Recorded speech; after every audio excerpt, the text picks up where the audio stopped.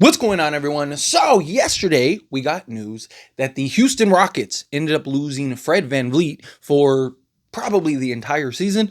More likely than not, he's expected to miss the entire season. Probably will after suffering ACL tear, which again goes into even workouts, even off season, right? Like players sustain injuries. There's been a lot of off-season injuries this off-season. It feels like more than previous years. I mean, I haven't really looked into the data if that's true or not, but it just kind of feels that way. Or maybe it's just kind of bigger names that are kind of dealing with some injuries and things like that. That's kind of shining a light on those type of things. But nonetheless, right?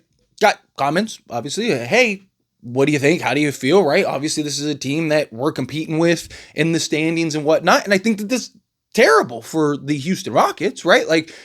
He's one of their leaders. He's one of their foundation pieces, right? He's kind of the initiator that kind of gets the ball rolling, plays off ball. I think Fred VanVleet is a very good player, but I don't think he's what that team needs as far as that, two-way 3-and-D style type of guard, but I don't think he's I think that they will be fine without him as far as court production.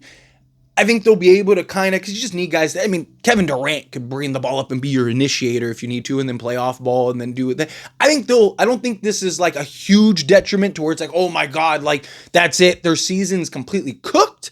But I do think that it hurts them to the point where it could be the difference between them winning a championship or not, right? But I don't think, I want to wait to see kind of how everything works out, how everything plays together, because I do think Fred VanVleet is a big part to that team, but I don't think it's if Kevin Durant or Şengün or something like that. I think he's kind of one of the higher end role guys rather than one of the main components, right? Because they have the offensive pieces. You have a Min Thompson, right? You have Şengün.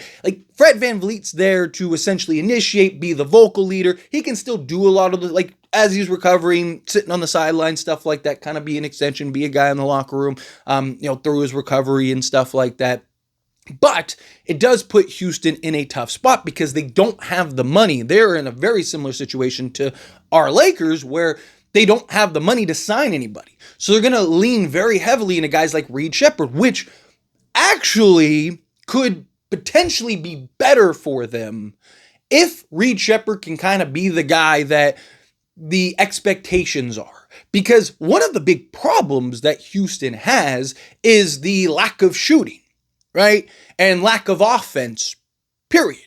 That's why I feel Kevin Durant Kevin Durant's going to help a ton, but I don't think he alone solves all of Houston's issues from last season. Now, obviously, Alperen Şengün could, take a step, and Amin Thompson could take a step, and some of these guys, Jabari Smith, right? These guys could take steps to where now they are, but I do kind of have questions where I do think a Reed Sheppard could potentially raise the ceiling higher because he can bring the ball up, initiate, and then be a better off-ball threat. Because Fred VanVleet, not known as this great three-point shooter, he has his games, he has his moments, he has his stretches, but he can kind of be streaky. He's kind of a tier-up Gabe Vincent.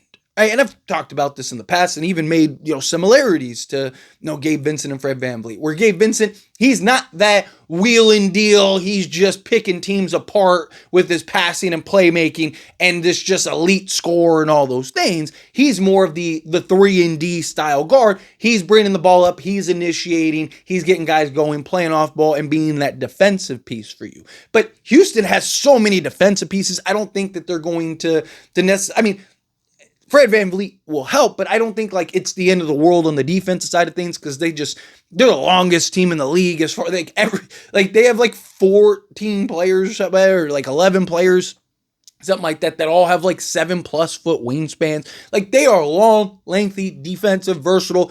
I think they'll be fine in that regard. I think they'll be able to kind of mask some of Reed Sheppard's defensive woes, assuming he has some, right? We haven't really gotten to see him at the NBA level, but, even if he is good defensively, there's probably going to be a little bit of hiccups and whatnot with him slotted in.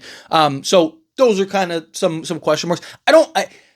This might not change Houston very much. It could, right? Because again, he's a leader. He's kind of their stability out there. But now you're adding in Kevin Durant, who he can kind of be that for you. So, and I think Reed Shepherd's offensive potential could raise the ceiling slightly higher for this team. And I think that they'll be good. And that might also put Amin Thompson in more of a on-ball playmaking role, which could, again, kind of elevate this team.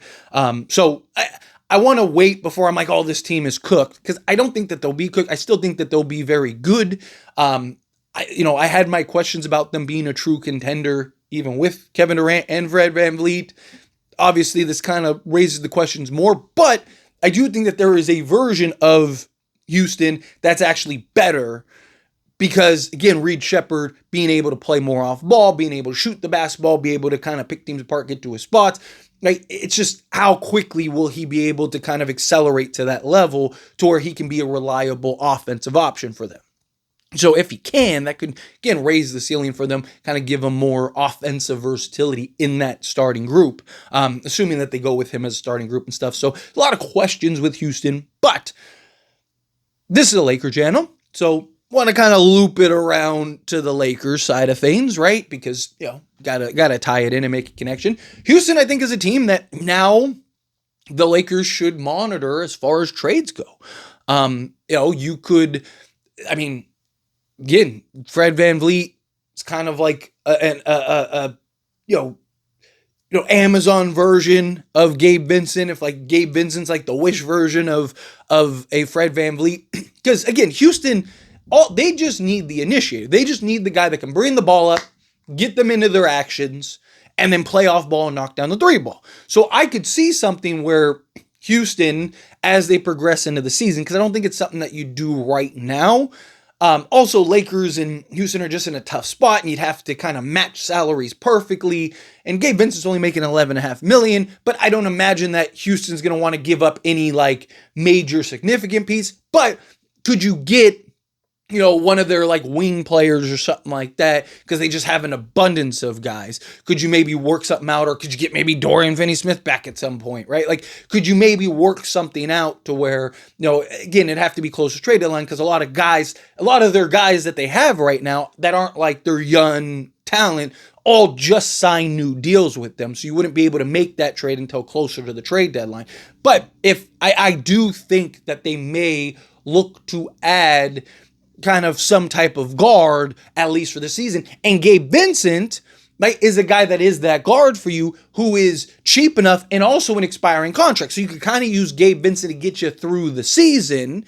And then if you need to, kind of just let him walk and then bring in, or bring back, Fred VanVleet, and then get kind of business as usual, where right now it's kind of like you just need somebody, but you don't want to make a trade for a guy that now you have under contract for the next handful of years. And it's like, okay, well, now we don't really need him, because now we got Fred back, and then Reed Shepherd's doing his thing, right? And it's just, so the Lakers this might be one of those things where the Lakers kind of, have exactly what Houston needs, a guy that can play the role that Fred VanVleet plays, as well as kind of being that guy, or being kind of that expiring contract to where they can get off of him next season when Fred VanVleet comes back and everything is all, sunshines and rainbows again in Houston. So, but I would imagine, Houston would probably want to see and kind of gauge how this plays out, and see, like, is that something that we really need, or can we kind of get through the season as is? And then also the Lakers, right? Like,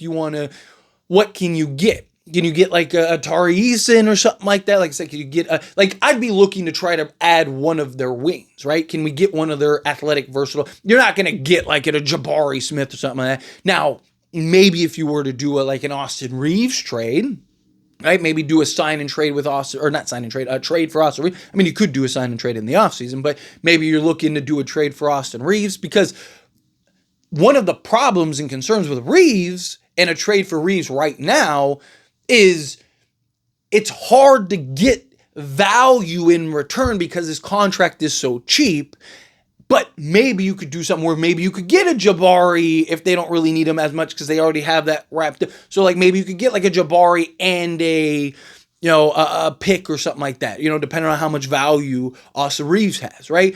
But if you're the Lakers, I'd imagine, the Lakers want to wait and be patient and see, like, okay, how does Austin Reeves look with this team? How does he kind of, fit in and play the role, right? How does Houston look? If Houston's starting to kind of sink a little bit, all of a sudden they start to become a little more desperate. They might be willing to give up and pony up a little bit more. And it's like, okay, well, we could go get like a Gabe Vincent type of player, expiring deal, or maybe we could bring in an Austin Reeves and really have like that foundation and that engine and stuff, and really see if he can be that guy that could be those pieces that could kind of put everything together and be that wheel and deal playmaker as well as that scorer for you, play on ball, play off ball type of thing. So, if I'm the Lakers, I'm definitely monitoring and keeping an eye on Houston because they have several players, several pieces that we could really need.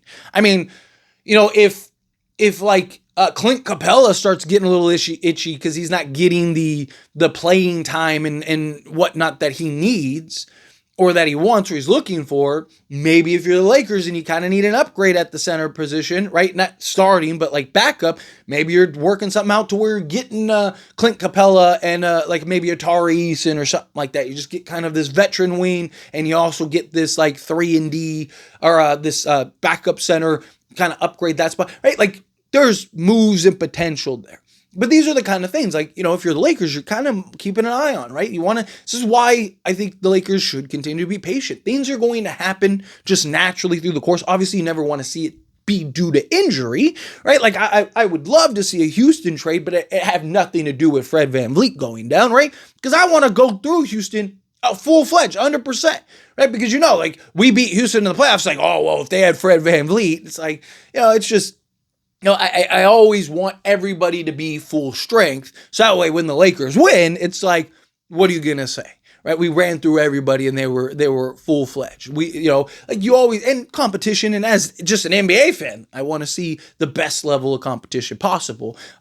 So you never want to see it due to injury, but it's the natural course of the game. It's how it works. It's how, so there's going to be opportunities for the Lakers that are going to present throughout the course of the season. And not always injuries. Sometimes it's, players just not working out for them, or, a team needs to kind of reset the deck here a little bit or whatever, right? There's a million reasons why teams end up making trades and making moves and make guys available and all that stuff. So it's definitely something to kind of keep an eye on if you're the Lakers. But, we'll see kind of how Houston performs. I wouldn't be shocked if they're still really good, right? I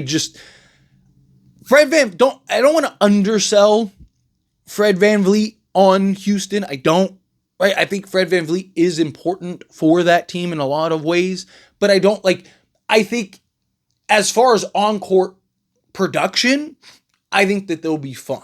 I think they'll be able to kind of work that out and figure that out. But anyway, as always, this is a discussion. I pass a question to you. Let me know your thoughts and opinions down in the comments. That being said, if you haven't liked this video, hit that like button. Helps me a lot. Helps me enjoy these types of videos, and I truly appreciate it. Not subscribe channel, hit that subscribe button. Turn on the bell notifications. Appreciate y'all. See you in the next one.